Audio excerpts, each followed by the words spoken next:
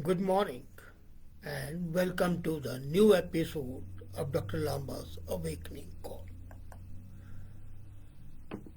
We are talking about your being better, and your being better is a continuous quest, continuous search. And the search is for controlling every aspect of your life. And our habits, our attitudes, our interaction makes us good at mastering several things in the world around us.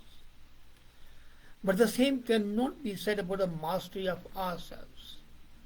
What are we and how we interact with ourselves? As a matter of fact, the conquest of the mind is the most important part. And because with the conquest of the mind, you can conquer the whole world. And yet, we fail in that. In these days, yoga is becoming a buzzword, but when people think ordinarily that yoga is just the contortion of the body, which it is not. It is a way that enables you to be a better human being. And that removes your dependency on the situations of the people. It enables you to get addicted to the substance and the reality. It enables you to lead a life of simple living and high thinking. It leads you in trying to impress not others but yourself. So how can you be a master of yourself, a king of your own domain through yoga? There are two aspects of yoga which you cannot forget. One is the Raj Yoga, the other is the Jnana Yoga. Jnana Yoga is a yoga of the knowledge. It's a given thing that unless you have knowledge, you cannot advance further. But to rule, you need to learn Raj Yoga. And to learn to control yourself, learn the ways and the means of enabling your capabilities. A mastery on yourself, you need to be the rulers of yourself. Where mind is without fear and the head is held high. But Tagore talks of that. He talks of the whole country. And I am talking of microcosm of the country that is you. You are an enabler. And we forget that a human beings have been taught since times immemorial humility, selflessness. That's okay. But you cannot be selfless unless you are selfish. And the right thoughts, independent of the constraints of the societal and individualistic, ritualistic functions, behavior, lead to self-discipline, and willpower comes naturally to you. As a matter of fact, I'm planning to talk to you on how to improve your willpower next week. Now, Raj Yoga would make you ruler of yourself. And as I said earlier, once you are a ruler of yourself, you are a ruler of the world. So what to do? The first step is brahmacharya. Now what is brahmacharya is not what people ordinarily think abstaining from sex. No. It reality means endless, selfless intentions. Your intentions should be pure. And your response to the situations should be based on purity, peace, power, wisdom, love, bliss. As a matter of fact, what I call empathy. Your empathy, your sense of honesty, your authenticity, your desire not to harm others and love biodiversity. These constitute brahmacharya. So you have got to entertain the thoughts, purity of action. As a matter of fact, this is what the Buddhist eightfold path is. And that eightfold path doesn't say you become an ascetic, no way. Or what karma yogi is.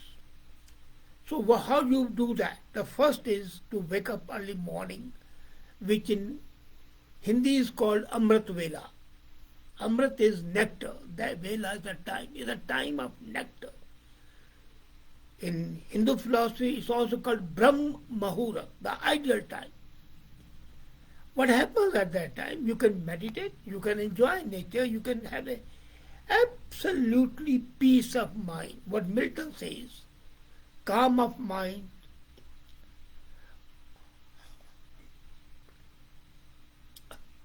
all passions.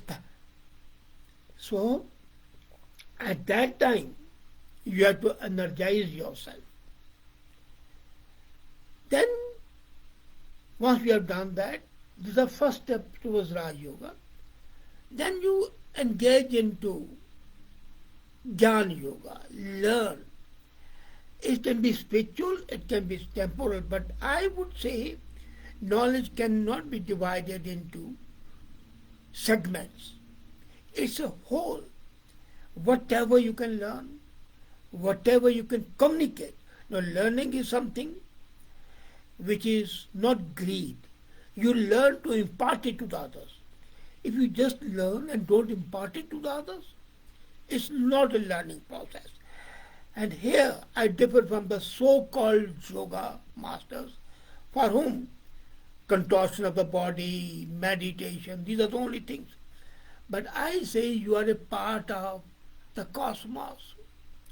You are one aspect of humanity that cannot be divorced from the other aspects, even from insects. And that's why I talked yesterday how you can learn lessons from insects, even from bumblebees and locusts, which are extremely harmful insects.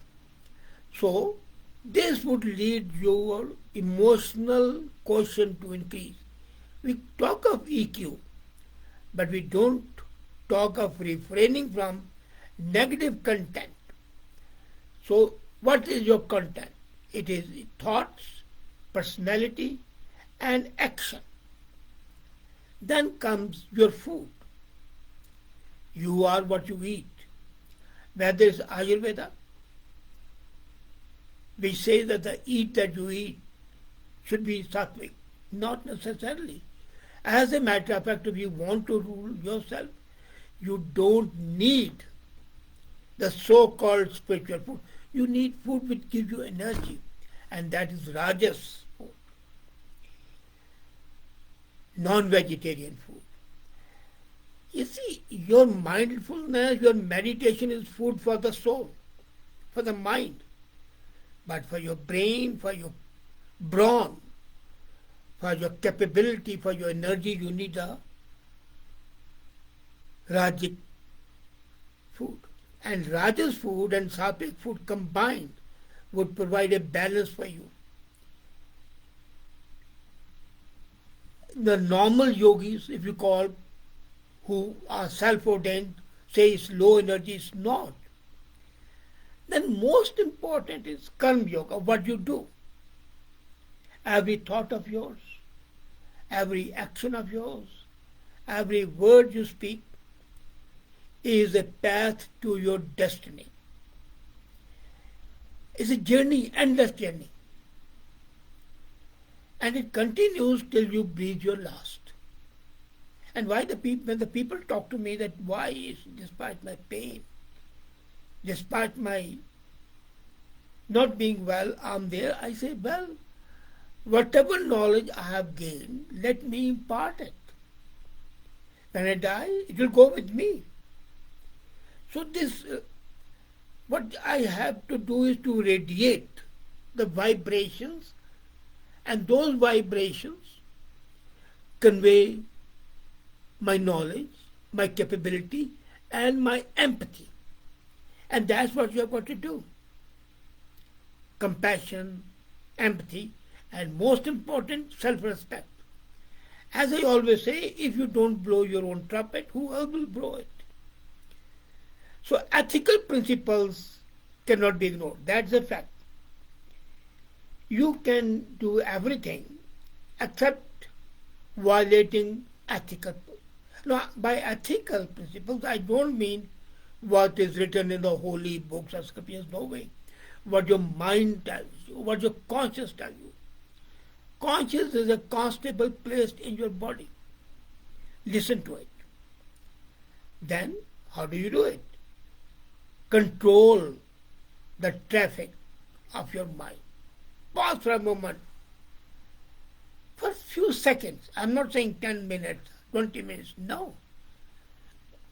Think for a second what you're saying, what you're doing. Is it appropriate?